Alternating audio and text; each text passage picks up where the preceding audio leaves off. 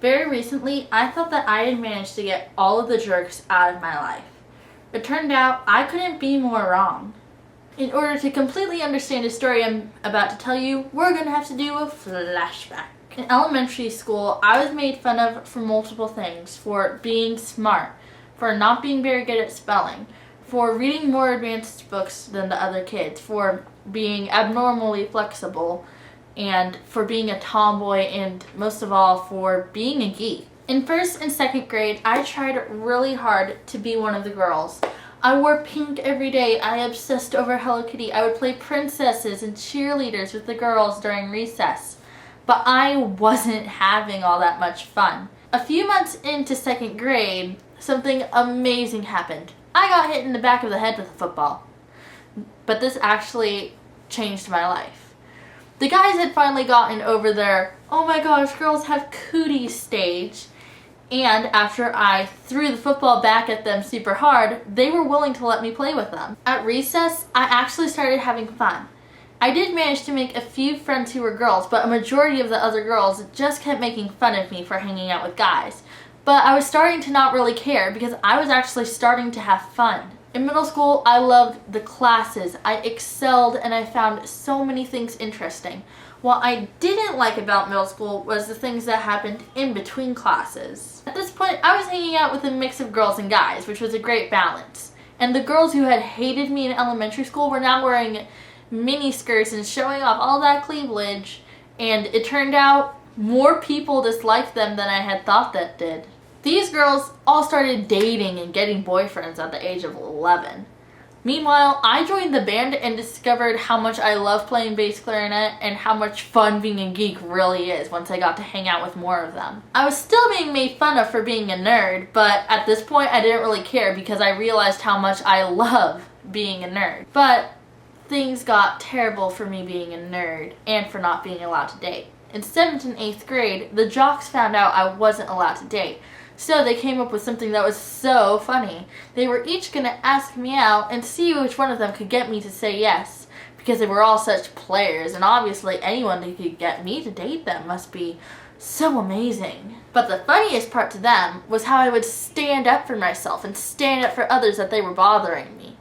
So, although standing up to them did make them go away, it also made them come back so they could try and gain back their pride. I said no to every single one of them because I respected my parents' decision for me not to date, and also every single one of them was a giant jerk.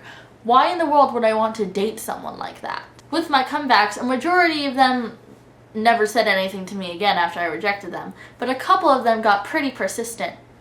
After I reported these people, one of them the school got a restraining order on him because it turned out what he was doing was harassment.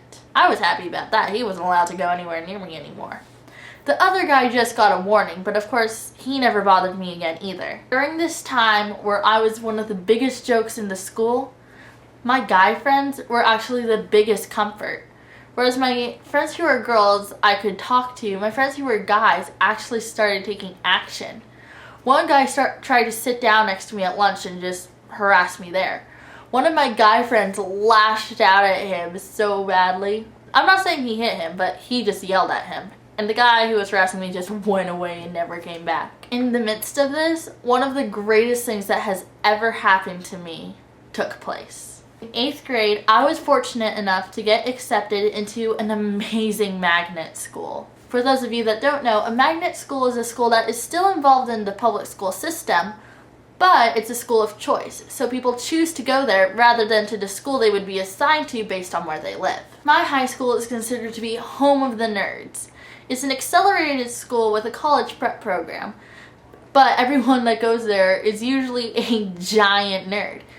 Let's put it this way, the coolest kids in school are the ones that show up in cosplays every day, and the guy that all of the freshman girls want to date is Loki. Now, don't get me wrong, there are a few people at my school who can be pretty obnoxious, but none of them are first-class worldwide jerks.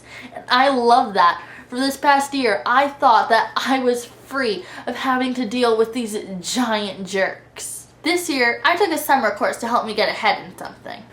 For me, that summer course, I learned a lot, but also I encountered world-class jerks. They were so annoying. There were only a few people like this in the class, and I was able to ignore them. But there was one adult who helped out with the class that was a world-class jerk.